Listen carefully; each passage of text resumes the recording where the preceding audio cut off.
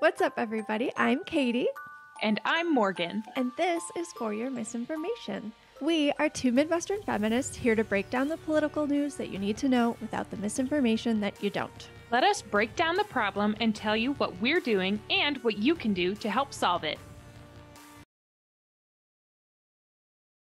We here at For Your Misinformation condemn white supremacy in all of its forms. I don't think we have yet acknowledged the rise in anti-Asian hate crimes since the COVID pandemic, but it is up something like 1900%. And there's just this like model minority myth that is also harmful. Like entire groups of people, you cannot just generalize entire groups of people. And it just because like Asians have this model minority stereotype, like that is damaging also. That ties back to white supremacy, like it's white supremacy also. And then we wanted to today talk about like a different form of harmful white supremacy that we haven't mentioned before, which is talking about missing and murdered Indigenous women. So we have a guest with us, our first international guest from Canada. Welcome, Christina. Thank you. Hi. So happy to be on, guys. Thank you so much for coming on. We're excited. We've been wanting to talk about this for a really long time, and we've also been wanting to talk to someone from Canada for a long time. Just tell us a little bit about yourself. Where are you from? You know, Canada's a big place. What do you do? What are you into? Okay. So I am from Vancouver, BC. During the daytime, I am a medical office assistant / mental health worker on Vancouver's downtown east side, and I work for a nonprofit organization that works on cutting down barriers for people who deal with different addictions, people who live in supportive housing, homelessness, and harm reduction. And then in the evening, I am a comic. So That's great. Yeah. I love that. Thanks. We're all about harm reduction. Sweet. Yes, amazing. We are. Yeah. And comedy, also a big fan. So. Yeah. Great. I mean, you cannot talk about this stuff all the time without trying to like lighten it with some levity, I think. Oh yeah. I was like, my job can be very sad. So I need some like positivity. So yeah. Yeah. And awesome. Yeah, what got you like initially interested in missing and murdered Indigenous women and just First Nations people issues? So I think first of all, what really struck me is that when I started working on the downtown east side, it was so for anyone listening, I am a white woman. And growing up in Vancouver, it was just a known thing, like you avoid the downtown east side because it's not considered a safe place. But once I started working there, I became very aware of our Indigenous population because there's quite a few folks down there who are Indigenous. And actually something that really struck me, and this struck me last year because I was working out of my office and I could hear these drums and this singing. And I looked out and I was just struck because the street is Hastings, which is quite famous for being a place of drug use for missing and murdered Indigenous women. And it was so heartbreaking because I'm hearing these drums and I'm looking outside, and it's the Women's Memorial March, which is actually today, February 14th. And every time they stop is a place that a Indigenous woman was either last seen or a place where an Indigenous woman was murdered. And just within this one block, they stopped something like 5 times within one block. It's horrifying, and I think it is something that Canadians are aware of, but I would say our education system, I would say our news does not highlight the actual horror and the neglect of what is taking place. So that I think I would say that's where my interest came from, as well as my stepmom is actually her dad was a Métis man, so she's half Métis, and so there's also an interest too because it also hits close to home for sure. Mm-hmm. Yeah, and like we know the missing and murdered Indigenous women problem is huge, and like, how did it get so big? Like, how did it get to this point before now? I feel like the conversations are finally starting to happen amongst the circles of colonizers, whereas before it was just a problem we were content to ignore. Yeah. Well, I think that's just it. I think that's white supremacy, and I also think that is very much Canada, in the sense of like, look, I love Canada, but there's so much brushing aside. And I think something I noticed very common with Canadians, and this was highlighted to me because my husband is American. He's from Ohio, and he ended up moving to Canada in 2012, and he was shocked to hear people on his university campus saying that they thought racism just didn't exist in Canada, that it wasn't something we had to be worried about or concerned with, because it simply just wasn't a thing anymore. And I think a lot of that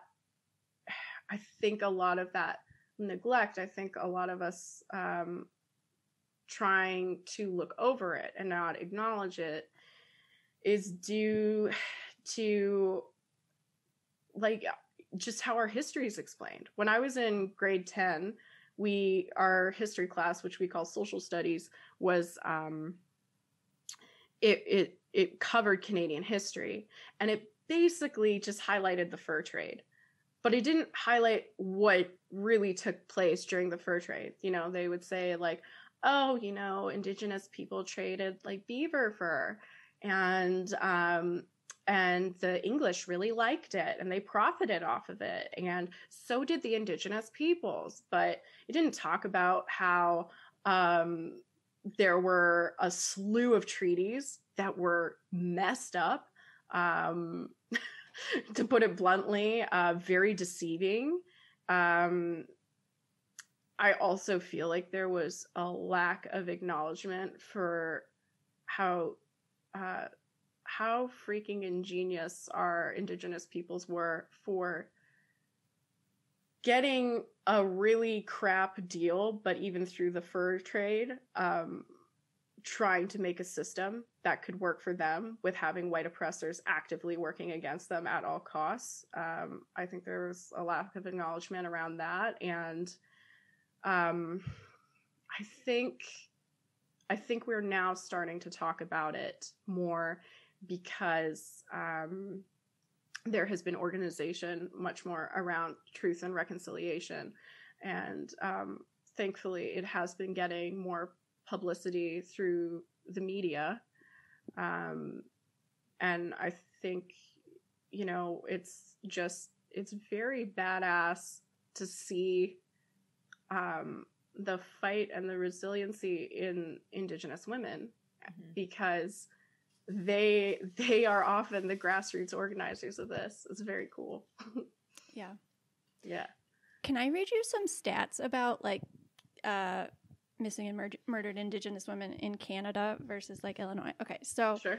I was reading a little bit about this, and it sounds like Justin Trudeau established like a national public inquiry into missing and murdered Indigenous women and girls in like 2016. And they found that between 1980 and 2012, Indigenous women and girls represented 16% of all female homicides in Canada, while they're only 4% of the female population in Canada.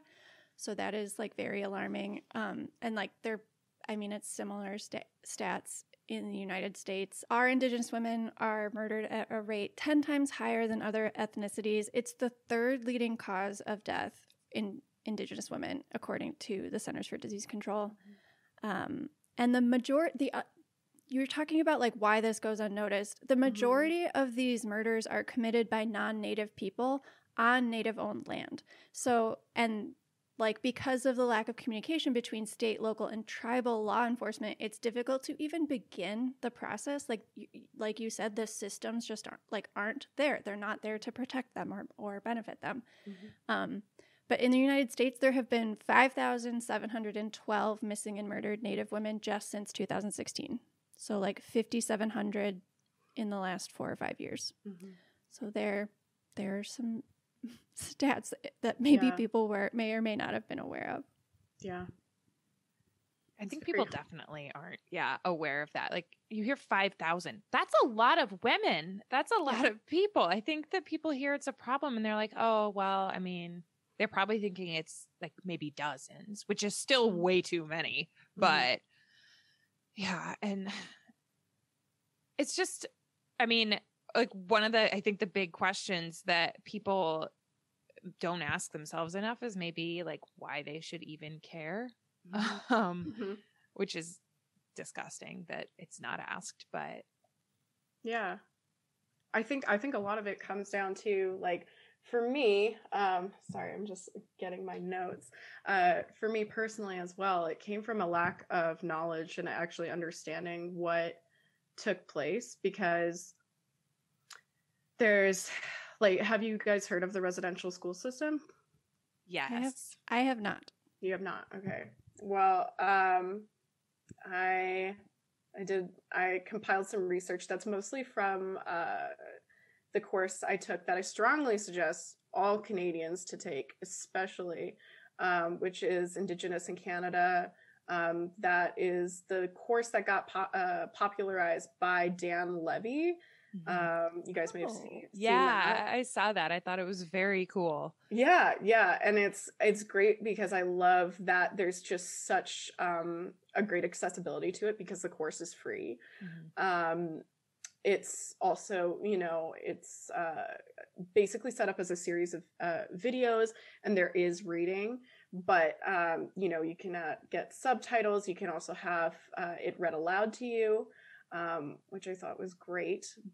This again goes back to my explanation of thinking that Canadians really don't know as much as they should, and why. And the thing is that I heard about residential schools in high school, and I knew that they were bad because I understood that they existed as a means of assimilation, and it was something that was run by the Catholic Church and the government of Canada. I also knew that the last residential school closed in 1996, but other than that, like, I hadn't heard it discussed much. Also, I'll say that a lot of the clients I have at my job are victims of the residential schools. And so how they started was, at first it was a missionary operated school for Indigenous children, and they were established in the 1600s in Quebec. But it wasn't until the War of 1812 when the establishment of residential schools became a priority for the government. And so with the war's conclusion in 1812, British forces no longer saw the value of Indians in the fur trade or the need of their military alliances.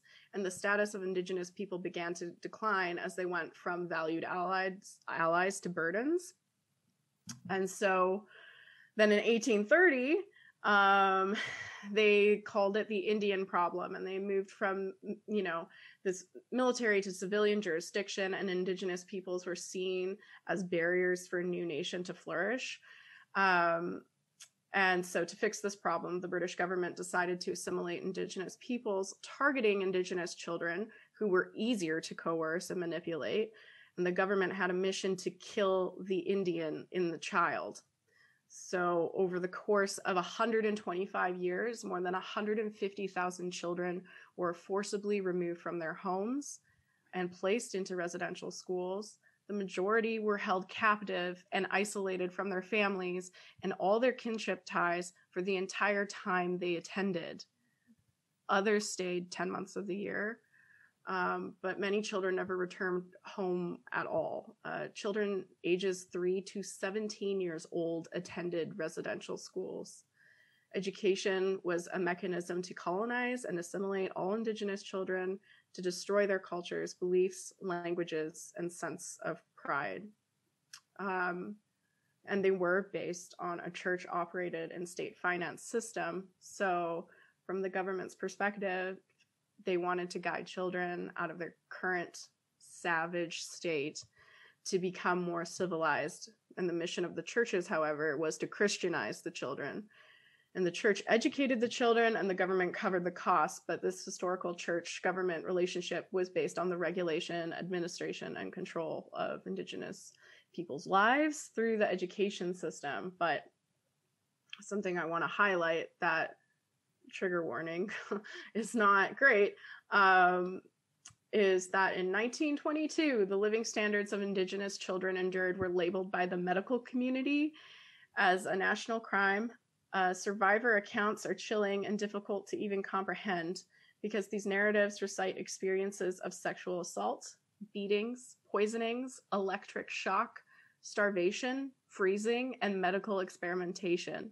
Survivors have verified that at least one school used an electric chair to punish students. St. Anne's Catholic Residential School, opened from 1904 to 1973, had an electric chair in the basement until the school was closed. Overall, the lack of federal funding for housing, food, and clothing, the assimilationist policies, along with unregulated and unchecked behavior of the religious organizations in charge, created a system of severe abuse. So yeah, I just wanted to share that because it's really horrifying. It's information people need to know because it was very bad. Yeah, that's a ton of trauma. Yes. Yeah. Yeah. Like we had an episode where we talked about trauma and ACEs and the way that it affects entire communities and cultures and creates long-lasting, damage. And then when you include the systemic barriers and inequities and everything on top of it, it just makes the problem, it's like that snowball rolling down the hill that by the time it's at the bottom, it can take out a whole town. And I think that there's so much, there's places or ways individuals can start by recognizing their privilege and, trying to do better, especially those of us who are descendants of colonizers. And, so there's obviously like individual things we can all do that I think we should definitely make sure we talk about, but so much of it also is systemic. And since residential schools and the education system was a huge part of the source of the problem, I think that maybe we should also address how it can maybe start to be one of the things fixing the problem, starting with making sure we're educating white children on the atrocities carried out by their ancestors. It's a human rights crisis, and I think it should be framed that way all the time. But it seems like even courses like the one that's become popular because of Dan Levy or Levy, it's Levy, isn't it? Whatever. That I think like that's such a good start for adults, but maybe it's bigger than that. And I don't know if maybe in Canada they're trying to do more in the education system, starting with some of the like earlier grades. As far as I know, there's not anything happening in the US to do better education. But I didn't find anything about education, but I did find some bills that have been introduced to Congress. Do you want me to tell you about those? Do those sound interesting? Definitely. Okay. So in 2000, well, first of all, and I forgot to mention this earlier, talking about like systemic stuff, the FBI doesn't even keep data on missing Indigenous women. Like they consider that a tribal problem. Still, wow. FBI doesn't keep data on missing Indigenous women. So there are that's what some of the legislation is aimed around. I haven't seen any that is specifically aimed around education, but that is a really good point. We're trying to get Morgan to run for office. Christina, you can help me. Oh my God. I'm trying to I think she's open to the idea, but we're going to just keep pushing until it happens. Yeah. So you can introduce some legislation that has to do with education, Morgan. Oh, I will be. Believe me. So in 2018 and 2019, states including Washington, Minnesota, Arizona, and Wisconsin started taking steps towards passing legislation that include increasing awareness of the issue and taking steps towards building databases that reflect accurate statistics regarding missing and murdered Indigenous women and girls. And then in 2000, so I don't know it doesn't sound like any of those actually got passed. And then in 2019, the Democratic House passed H.R. 1585, which is called the Violence Against Women Reauthorization Act of 2019. It passed 263 to 158. I don't know why 158 people would be opposed to the Violence Against Women Reauthorization Act, but they were. And what that would do is increase tribes' protection rights much further so that they could advocate for themselves better. But you guessed it, it passed the House and then died in Mitch McConnell's Republican Senate. Now there's a Democratic trifecta. Maybe these kinds of bills have a path forward now, which would be great. But so there is some legislation, but it sounds like none of it's gone into effect yet. None of it has actually gotten to pass, but at least some people in the House are talking about it. That's good. I've always been fascinated by the U.S. and the fact that I feel like I've never noticed much awareness around the Indigenous peoples there. In Canada, it is such a thing to talk about. But yeah, it's just, to me in the US, it's sort of like, wow, it seems like there's not even a discussion happening. Yeah, was there ever for you guys? I think I had to educate myself. Mm-hmm. We had a former coworker who did leave our job to go work for a tribal community in New Mexico. But before I talked to her about the barriers that they were experiencing with COVID and with vaccine distribution, I don't think I had gotten much education around it. No, not in school. I mean, you're very whitewashed Mm-hmm. education. Mm-hmm. I think I had one teacher who told us a little bit more about the residential schools, but I mean, growing up, it was more of a conversation that just happened in our family. Right. I know that I have one great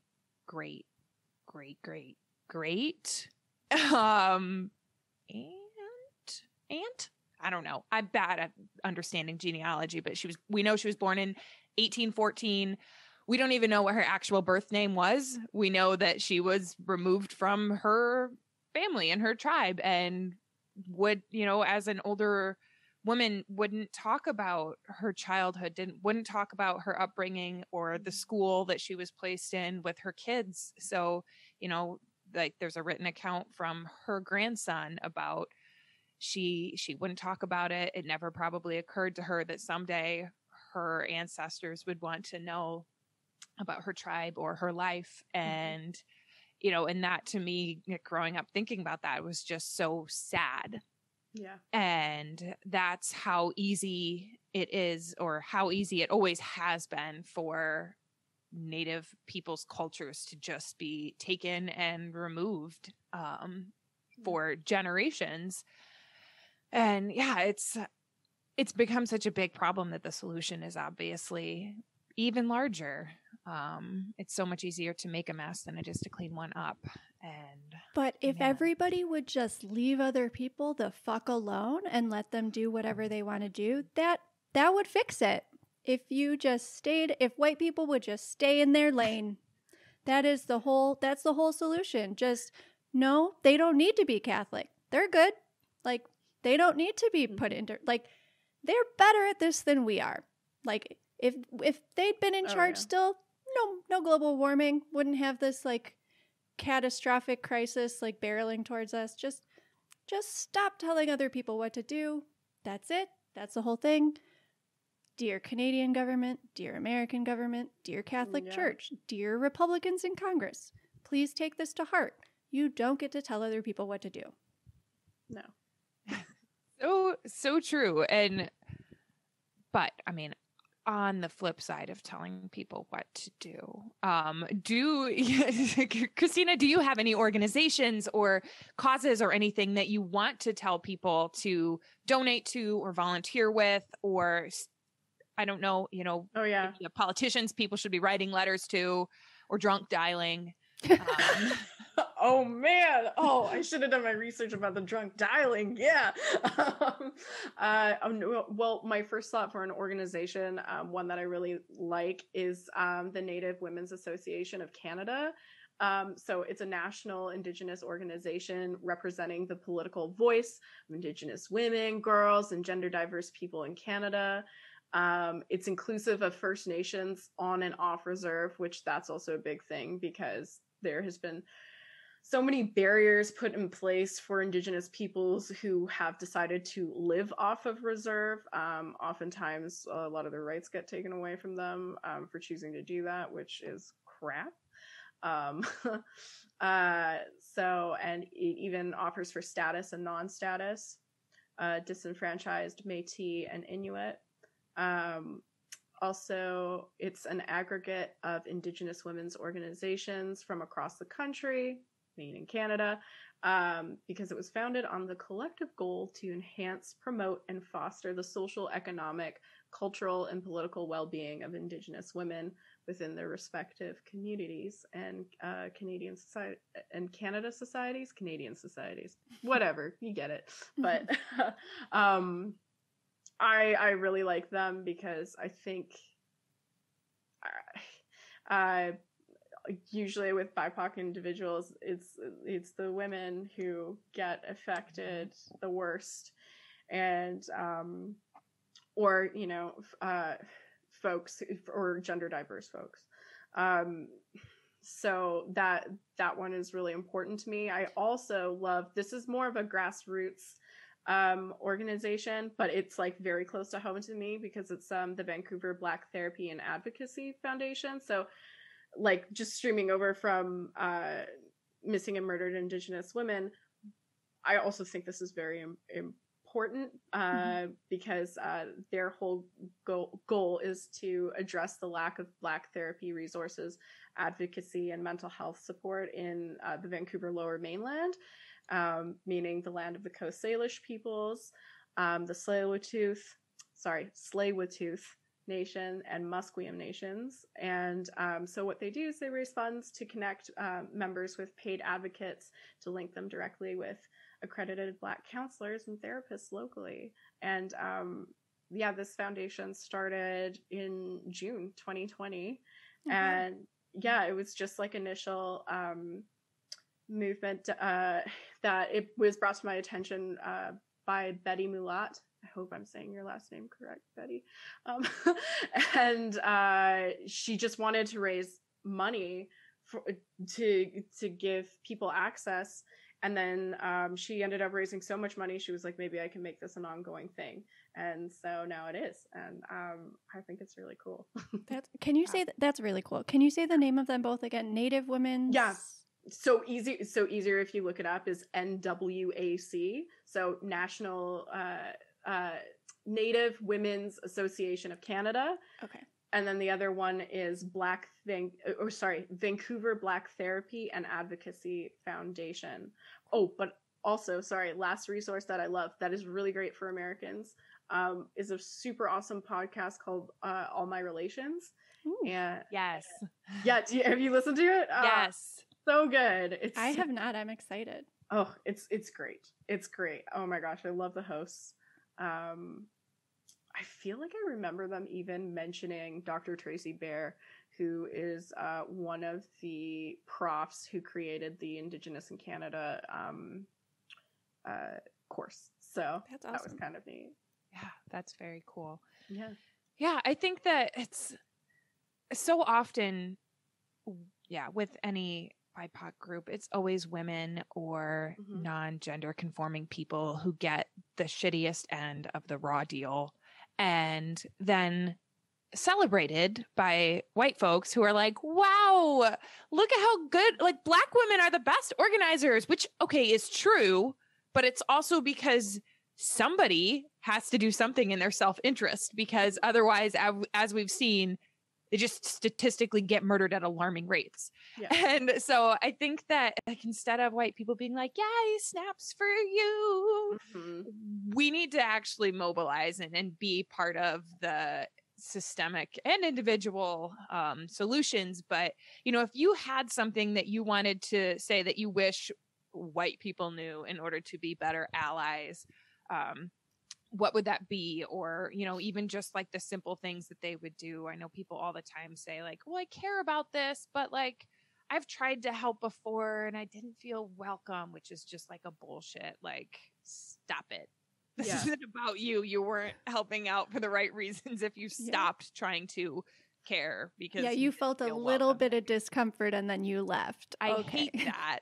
So I think something that at least I've thought about for myself is how, because I think, you know, especially with like our awareness around racial justice really being amplified now, I think about, well, ultimately, for me personally, I feel that consistency is key. And so I try to think about, how can I pursue activism in a way that I can continue with it without burning myself out around it? What are the steps I can take? I can look at my work. Do I think they're doing a good enough job on addressing racism in the workplace, racism in our healthcare, in our housing? You know, just because that's what I do that surrounds it. Okay, if I don't think they're doing enough, I am going to work on having a discussion with my managers, discussion with my coworkers to see if they as well feel the same, to kind of get the wheels turning. And then I also think a really good form of staying literally invested in the cause is like just questioning, you know, like for me, I don't have a ton of money, but I'm like, can I set aside money every month for causes that I believe in? Yeah, I can do that. Okay. So I'm going to do it and I'm going to stay up to date on it. And I think it's just like, I would say to other white folks, it's like, we have to bridge the gap. We have to have the conversation going. There's a book called Talking Across the Divide, and it's very fascinating because it illustrates how getting into arguments with people actually shuts down the conversation. It doesn't encourage the conversation, and it gives a bunch of tools on how to approach people to get them to a place where they can listen rather than putting their defenses up, because they will stop listening if you're like, you're wrong because of this and this and this. If you can talk to them and find a nugget of some topic that they can relate to. Yeah, like a common value, right? Like something. Exactly. Yeah, something where you can agree on. There's like something, even if, that there's probably some value that you share. Exactly. And then I feel like that's how we can trudge our way and be better. You know, it's like, and I think too, it's like, accept that it's going to be a slog and it's not going to be easy, but it is our responsibility to be better. Right. Because if we're all pushing back against those ideas, like we'll make progress, especially if like white people who have that privilege are using it for amplifying those causes. Exactly. And I would say even too, in the kind of the sector that I work in, I feel like some people might say, well, like, I'm helping disenfranchised people through my job. Isn't that enough? No, it's not. The systems are not built for them. Like, exactly. It's not, we have to fix the systems or it's going to continue to be fucked up. They're going to, So No, it's not enough. It's not enough. Exactly. I mean, thank you, but no, it's not enough. Yeah, all of our conversations, come back to that. Like, the system is fucked, and we got to do better, and we got to try harder. And yeah, it's going to be a little uncomfortable for you who has been sitting in this place of privilege, but like, that's what needs to happen. Yeah. Exactly. Because I think in my job too, what I often see, what my coworkers often see, is that we're just putting out dumpster fires. Yes. You know? And it's like, okay, how can we get any further if we're constantly putting out a fire? You know, that takes us away from the main goal. So, yeah. Like, how did that fire start? Like, stop letting people set the fires. Find the arsonist. Like, exactly. I'm tired of putting out fires. Yes. Morgan and I both have had careers in public health. She still does. But I don't think I will go back to that because, like, it is so hard to try to, like, convince people to be more healthy. We don't have systems for them to grow up healthy. Like, so we have to fix something, like, higher upstream because, like, putting a grocery store in a food desert is just a Band-Aid and et cetera, et cetera. So. Exactly. Yeah. It's like, do these people even have housing? Because that's healthcare. Do they have access to buying groceries that they actually want so that they can buy fresh food? That's access to healthcare. Are their neighborhoods safe? Do they feel like they can exercise outside? Can they walk down the street? Yeah. Are they a person living in a larger body? So therefore, are they faced with weight stigma? And therefore, are they less inclined to go to the doctor? Because every time they go, they're going to be told they need to lose weight when the actual problem is not being addressed. There's just layers upon layers of crap. I have 2 Audible credits right now, and I'm going to get Talking Across the Divide.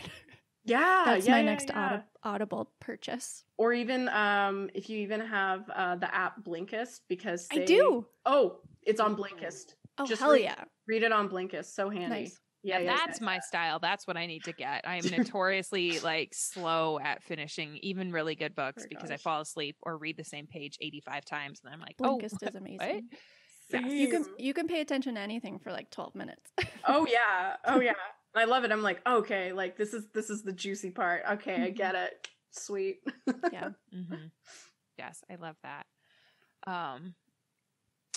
There was one more thing that I kind of wanted to make sure that like we talked about, which is, Katie and I are Americans, and I notice anyway, and maybe you have some experience with this having an American husband, that there is like some kind of like fetishization of Canada here as like it's some like non-racist utopia where everyone is just so nice to each other that there couldn't possibly be harmful things happening. And I think that's a bad trope. Like, I don't know. And maybe that's, maybe I just run in some really naive circles, but it feels, like there's got to be ways to be comparing and contrasting racism in the U.S. and Canada and white supremacy, which is across both countries. Well, I'll say this first. I think there's a lot of Canadians that also believe that trope, that we're the nicest people on earth. And oh man, I think it's like, hey, it's great to love Canada. That's cool. That's awesome. I think Americans probably also fantasize maybe about Canada being this great place as well, because you don't hear much about the kind of our racism here. You don't hear about it. I also think too, I always hear like healthcare, which is great. I do love our healthcare system. I do think there's a lot of room for improvement, but I mean, there's something too about the Canadians always being nice and Canadians always saying sorry. And I think I've observed it culturally as a thing of, us not wanting to be blunt, us not wanting to say what we mean. And I see that also translate into passive aggression. Mm-hmm.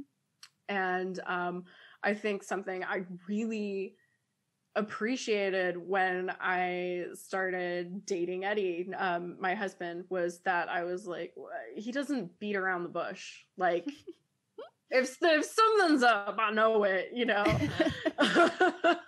I'm like, all right, I hear you loud and clear. Yeah, we love a man who can communicate.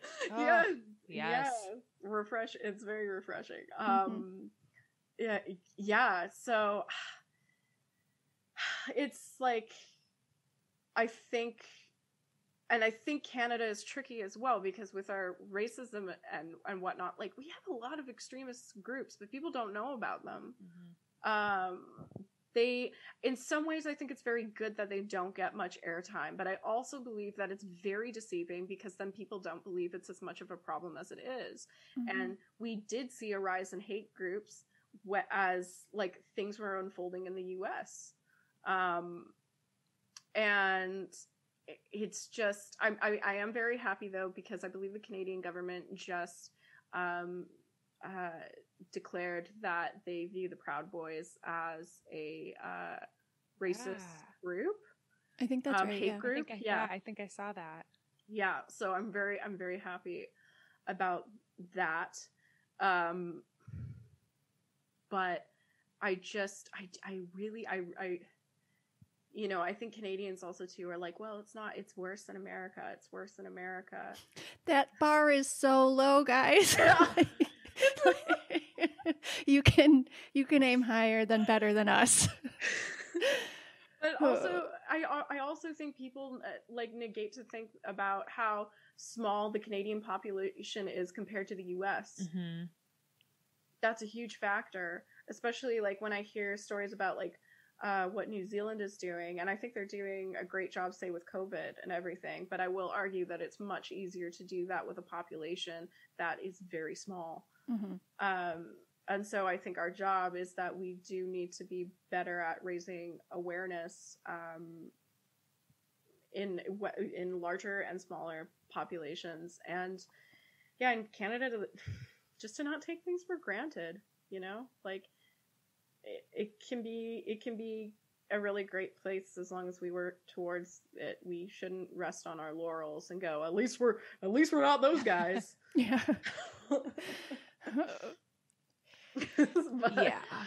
But you know, I think what is happening in the US though is also good in the sense that it is highlighting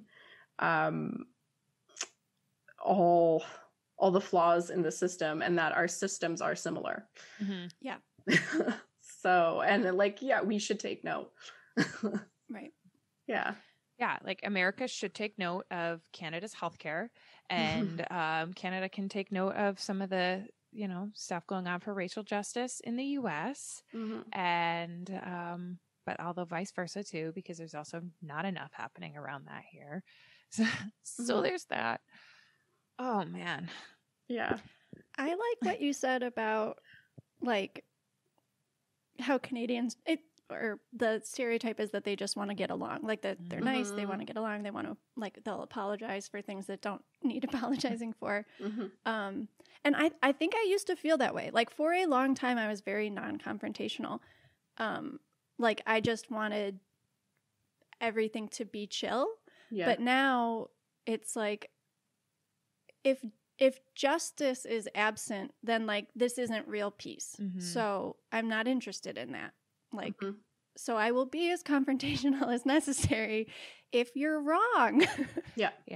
I think you do hear that a lot, where it's like, well, of course it feels like there's more racism now. People are talking about it. And it's like, well, okay, but if just talking about it makes it seem like it's worse, maybe it always has been. Yeah. I don't think people want to consider that side of it. And that seems like a problem. Or sometimes I hear the argument from older generations being like, you don't know, well, it used to be way worse. Yeah. Yeah, and it's not that much, like, is it really that much better? Let's question that. Like, why aren't we why aren't we seeking to be better? Why is there this complacency? What's the right thing to do? Let's do that instead of like, well, what did we do in the past? Like, what was it like? Like, yes, it is better than that. It's like, okay, well, what is the right thing to do now? Can we make that our goal? Like our North Star? Sorry, Marie. That's something our old boss used to say. We used to make fun of her a lot. North Star. But yeah, doing the right thing should be our North Star. Like, instead of like negotiating with the Republicans in Congress about whether there should be witnesses or not, like, is it the right thing to have witnesses to like hear firsthand accounts of what happened during the riot on January 6th? Like, yeah, I think so. Like, I'm bummed that didn't happen. But it just doesn't seem like people's guiding principle is like, what is the right thing to do? What will bring the best outcomes? It's just, that's why I think the Democratic Party here needs new leadership. But that's a conversation for a different day. But yeah.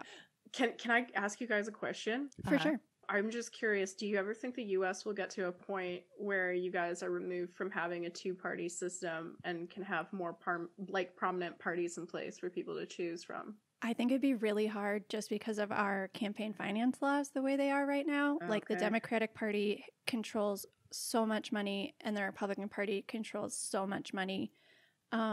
It does seem like there might be a splintering of like the really extremist radical version, like part of the Republican Party might be splintering off, which would be great. If that doesn't happen, I think we won't have a democracy for very much longer. So I really hope that does happen. I think it would be great if there were 4 parties. This is based on almost nothing, but like it does not make sense to me that AOC and Joe Manchin are in the same party. And it does not make sense to me that like Mitt Romney and Donald Trump are in the same party. So like to me, like those should all be separate. Yeah. I don't know if it's gonna happen. I think it's kind of like Katie said, like, I think there is a possibility. You look at there's splintering in both parties. There's a progressive wing and a moderate wing of the Democratic Party, and there is a fascist wing and a moderate wing of the Republican Party. And, so that splintering is there, but unless we have campaign finance reform, I don't think it will be any kind of significant change. But campaign finance reform is in HR 1. Yeah. Which is, so when we ask you to call your senators about HR 1, do it. Yeah. A slow process. Like maybe my grandchildren will vote in a world in which there's 3 or more 4 than parties. 2 parties. Yeah, no, I think because that's something too as an observer from far away, and also to living with someone who can vote in the U.S. elections. It's like for him, he's always like, I do not align with everyone in this party. Right. There's specific people like that he'll align with and others he won't. And like in Canada, it's like our main big parties are there's the Conservative Party, there's the Liberal Party, there's the Green Party, and there's the New Democratic Party. So it is nice to kind of be like, okay, what are they campaigning on this year?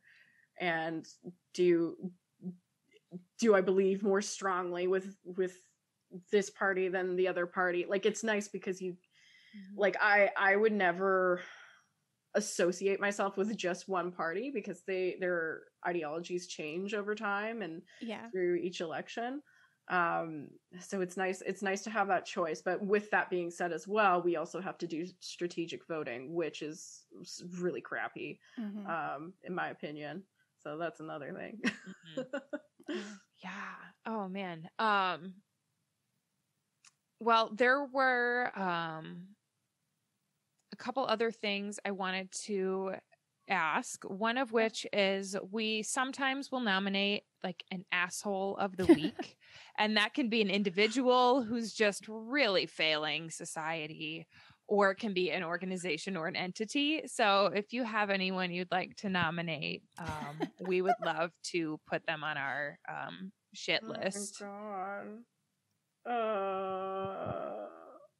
I'm not up to date on this, but can we say assholes of the week who did not vote to convict Trump. Yeah, Yeah. all 43 Yes, of them. can. Those are our assholes of the week. That's a great idea. And speaking of that, your husband's from Ohio. Is that where he can vote? And so he'll have. No, he can't. He can't vote in Ohio, and this is another thing that's very frustrating. No. Mm-hmm. He's lived in other states. Oh, okay. I was just gonna. Oh yeah, no, he's lived in other states, so now he can only vote as an Oregon resident. But he's like, I want to vote in Ohio because that's where it's going to pack a punch. Right. It's like a more of a purple state, and they have their Senator Rob Portman is retiring, so there's an opportunity to flip a Senate seat in Ohio, but. We'll be talking about it. Don't worry. We'll keep you guys updated. We're going to get all 43 of them out of office in the next 6 to 12 years. That's our job. Yeah. I honestly haven't read much on it because when I saw that happen yesterday, I was just so disheartened and I was like, of course. But yeah. Sorry, guys. And then is there anything else that, we haven't asked or talked about that, you want to make sure our listeners hear, that you want to make sure people know about First Nations people and Indigenous in Canada or missing and murdered Indigenous women or anything at all?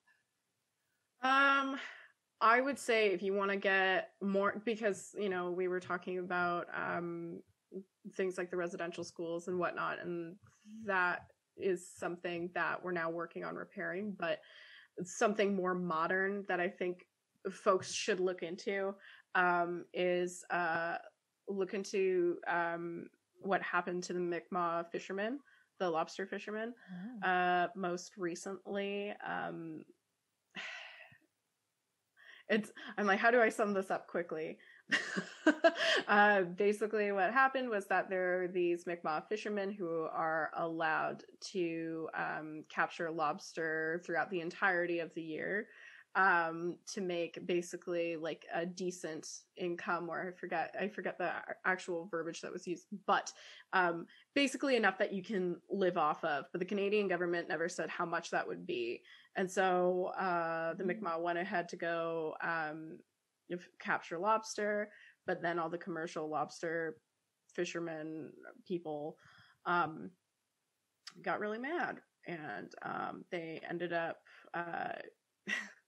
cutting the traps in the ocean to just leave the lobster to die in the traps. And so the Mi'kmaq couldn't have access to it. They ended up like torching their different Mi'kmaq buildings.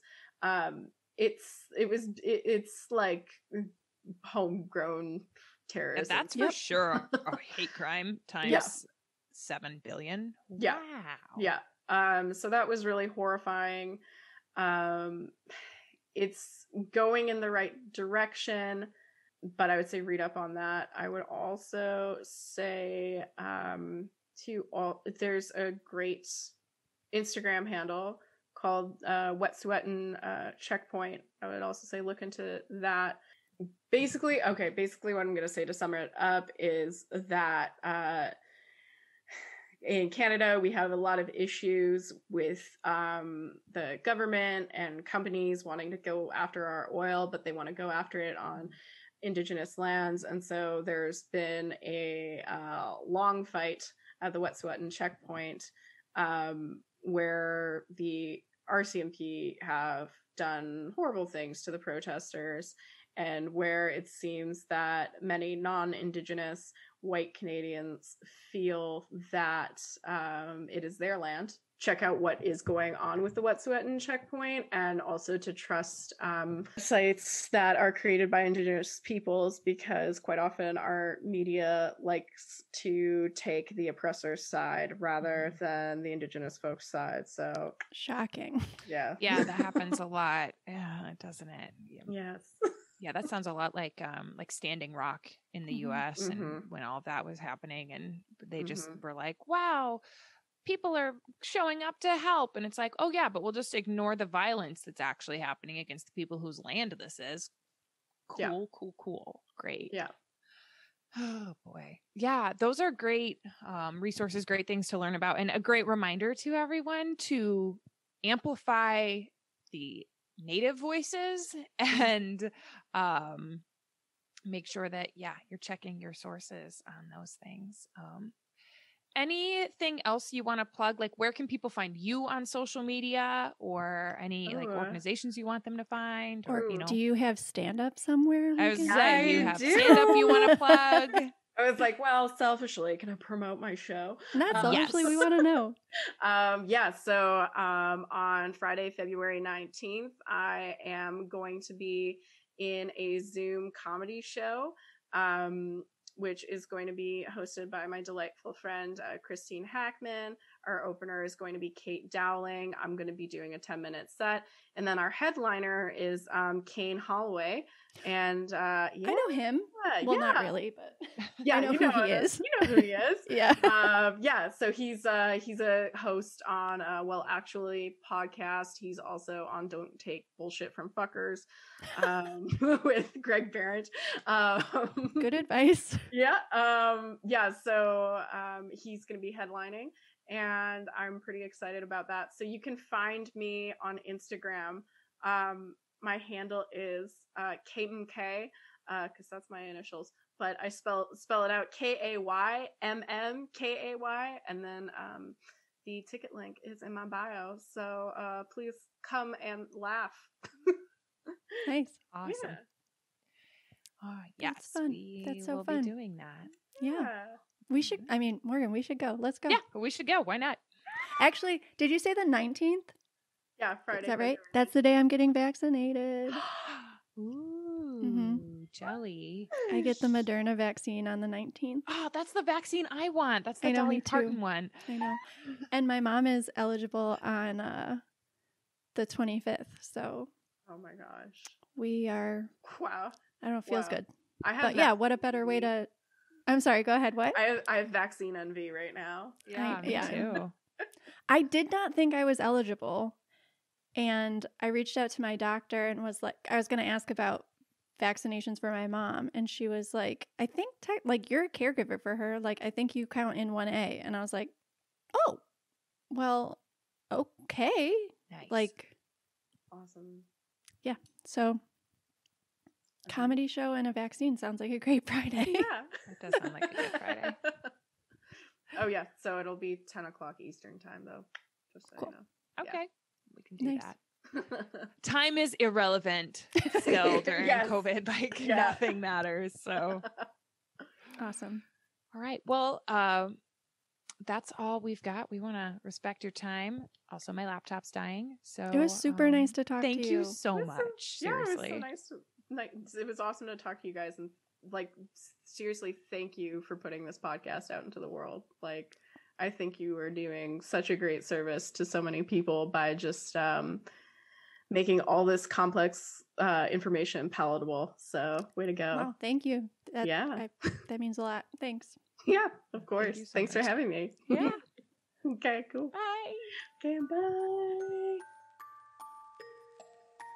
Thank you guys so much for listening to For Your Misinformation.